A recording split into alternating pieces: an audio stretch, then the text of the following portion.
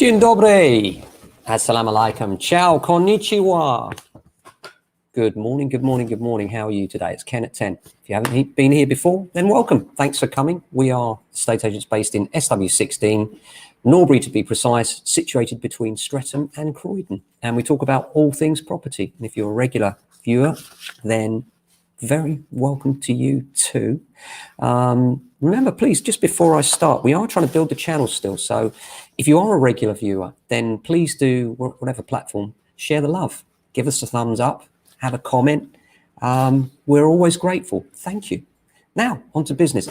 Back to the stamp duty debate first of all. I'm going to come on to some issues people are having with renting their flats, and happened to one of my relatives as well recently. So I want to tell you how to get the best and make sure that your property does get rented still in a more tricky market now. But I just got a quote from a journalist that I thought was really apparently important as far as stamp duty is concerned. And what they're basically saying is that there does appear, and this is a quote, there does appear to be consensus that a tapering is preferable to a cliff edge. And again, many of you will know that I believe what's going to happen on March the 3rd is Rishi is going to say that there'll be a tapering, i.e. existing sales will be allowed over the deadline. But I don't think they're looking at an extension, which is a shame, because I think that even with a tapering, we will see a drop-off in market activity, and it's been so strong for the market, so good for the market. We're not out of this lockdown yet, and realistically won't be out of it for some time yet. And therefore, this has been one of the bright parts of the economy, and it's for one reason only, and that is the incentive they put in place to make it happen. That should continue for longer. But what I suspect will happen is they'll allow existing sales to run over that deadline. That seems to be the direction of travel, although nobody actually knows, and we won't know. And I think that the time we'll know is when Rishi makes his budget announcement on March 3rd. So looking forward to seeing what happens then. Another headline that caught my eye, there could be 700,000 private tenants in arrears by the end of the year. An unsustainable burden on agents and landlords, and industry supplier fears. Helping Hand says landlords and agents are increasingly suffering because of the continuing eviction bans. Well, I think that is true, but I also think that the vast majority of tenants in our case are being excellent and really are doing their best to sustain payments. I think it'll get worse before it gets better. And we are getting towards the point now where the current ban, which runs until Monday week, February 22nd, and there are already calls for a further extension of that. I don't think it should be extended any further for the protection of many landlords that are in this position where they have no rent coming in and no way of protecting their own budgets against this. And remember, as I've said many times, most landlords are not big, rich property moguls. They're individuals that have done this for their families. They've done it for private education for their children. They've done it to supplement their pensions as a hedge against inflation in old age. Many, many reasons, but very few of them are multi-millionaires. I can tell you that. Of all of our landlords, we have very few, literally a handful of people that run large property portfolios. The vast majority are holding 1 to 2 properties, and they're part of a strategy of wealth building for their families. They're just individuals like you and I, on average salaries, looking to supplement those salaries through sensible and prudent investment. So that's that. Now, coming on to a question that we've had this week about the things that you can do if your property is not renting.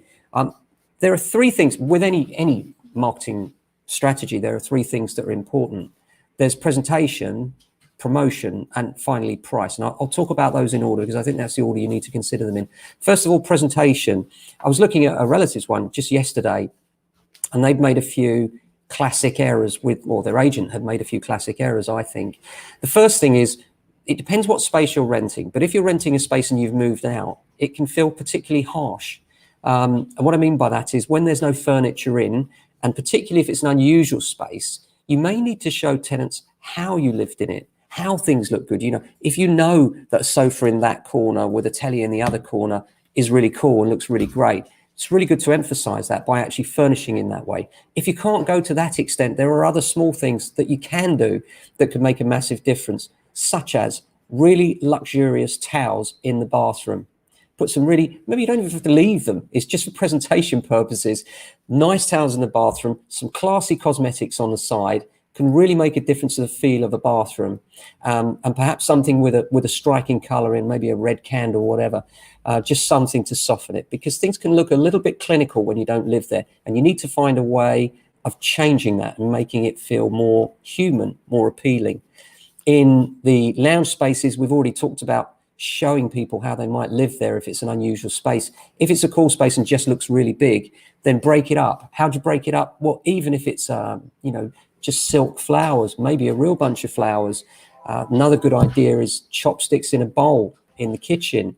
That can be really effective too. Something to show people a little bit of humanity in there. Too often we see places and they're cold, clinical, and people don't relate to that. So that's important, number one. Number two, with presentation, quality photographs. It's important that the photography is right. And if it's not right, tell your agent to get back around there and do it again. Really important that people can see exactly what you have there, particularly if it's beautiful, because they only know what they see in the ad. And if the ad doesn't look right, that's exactly what your tenants are looking at. Another little tip on presentation, if you're not getting any hits on the web, is to swap the photos around. What you sometimes find is somebody that doesn't like the look of your front door might love the look of your kitchen, or vice versa. Quite right, London Chef, make it smell nice. So important. Very good point as well. We talk a lot about baking bread and that sort of thing, and that's lovely, but of course it's impractical, especially in letting terms. But so important that it smells clean and fresh. A few of the electric air fresheners dotted everywhere can make a big difference. If not, then just make sure you're bleaching the drains, and then put some nice air freshener around. Can make all the difference. Clean the windows, make it feel less harsh and more warm, welcoming and inviting. Now, this time of year particularly, think about heating. Even though you're not living there, if you've got viewings coming up, make sure that it feels warm and inviting. This time of year, there's nothing nice to walk in somewhere feels warm and inviting, is there? Especially if there's a fire. If we have a place where we're renting and there's a fire in there, we'll put the fire on. Let them know. If there's heating, turn it up a little bit just for a little while. Let's get them in, make it feel fresh. If it doesn't feel fresh, open a window, get some fresh air in. I know that's difficult this time of year. So that's on presentation. Now, all of that is great, but it's absolutely useless if you're not promoted in the right way, because you can make it look as nice as you want, but if no one's seeing it, then no one's seeing it, right? So how do you make sure you're seeing it? Well, how do you make sure they're seeing it? Well, they need to be advertised in the right places. And in our case, and in most agents' cases, we find that the platforms that produce the most quality leads are Rightmove and Zoopla. So it's very important that your agent is listing on both. Some tenants love Zoopla, some love Rightmove. Invariably, most of the market looks on one or the other. So from that point of view, make sure that your agent's listing you on both and the quality of those photographs is good. Really important that. And then let's come on to price. Now, price, it's really important. Actually, one other thing before we go there on promotion. Again, you can advertise in the right areas and it can look beautiful. But if the people taking the inquiries are not taking them in the right way and not vetting those inquiries correctly, you can end up getting it let, but to the wrong people. There are always people looking, and there's a lot of wrong people out there that might want to take your flat or house, and you could end up really stuck. We always start with gut feeling. Does it feel right? Are they in circumstances which would suit our landlord? How many people are living there? What are their occupations? Does it seem to fit? And will it fit with your landlord and what they're looking for? That's really important. So the quality of the inquiry taker becomes quite important, i.e. your agent, how they're dealing with those inquiries. And then a lot of letting agents, actually, believe how many I hear, are taking inquiries and doing nothing with them, actually not calling them back and not getting the viewings. So really important that these viewings, when they come through, are acted upon. People are actually physically calling them and saying, hi, we've got your inquiry. Thanks so much for calling or emailing. And, we'd love to show you the place. When can you go? Let's get it set up. Make sure their circumstances are right.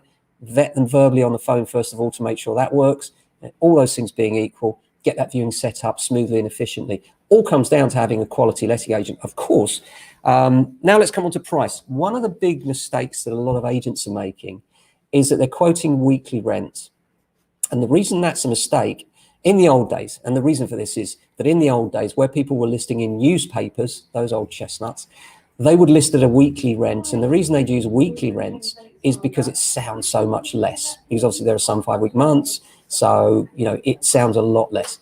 The difficulty with that is if you're looking on Rightmove and Zoopla, they're going to be using monthly because it's the default, okay? And what happens is if you quote a weekly rent, you end up at some ridiculous figure like 1296 per calendar month. And if your tenant is searching on a monthly basis, you'll never appear on page 1 of that search. Why? Because it will only hit if it's one of the zeros. So you're better off putting the property at 1,500 per calendar month than you are at a really odd figure, because then you'll hit page 1 of that search when they sort from top down or other way around. You'll still be on the listing and you won't be on page 7 or 8. And so often I'm seeing that when people are saying, look, I need some advice, isn't letting, why is it? It's because they're not appearing on page 1 because they're using weekly rents, which has come out in some odd figure, which means that they'll never appear on page 1 of a search when tenants are searching monthly. So really, really important that you look at price in the sense of zero pricing. Look at the price ranges. Yeah, it's no good quoting 1230 per calendar month. Why? Well, there isn't a price range for that, but there is one at 1200, there is one at 1250. And if it's not going at 1250, do consider that if you've done all the other things and you've got a good letting agent still not working, money is power. You know, if it's on at 1250 and you drop it to 1200, you'd be amazed the difference that can make. You know, because in the end, tenants search on the basis of value, and any discerning professional tenant is going to do that. You know, if there are properties out there that are cheaper than yours, why would they come and see yours? Why would they give money away? Most tenants are astute. So don't think that if you're at a level and it's beautiful, it will definitely go. Think about the inquiries your agent's getting. And if they're not getting enough, especially in today's market, be ruthless with yourself. You know, say to yourself, right, you know, it's on at 1300. It doesn't seem to be getting the level of inquiries. Drop it to 1250. Watch the inquiries pick up. You'd be surprised. They really do. So that's it for today. Hope that was helpful for you. And if you are struggling to let and you want any more advice, you're very welcome to call, email, or just personal messages. We're always happy to hear from you. It's always great to deal with you. Apart from that, stay safe and well. We'll be back tomorrow with another Ken at 10 o'clock tomorrow morning. Until then, have a fantastic day.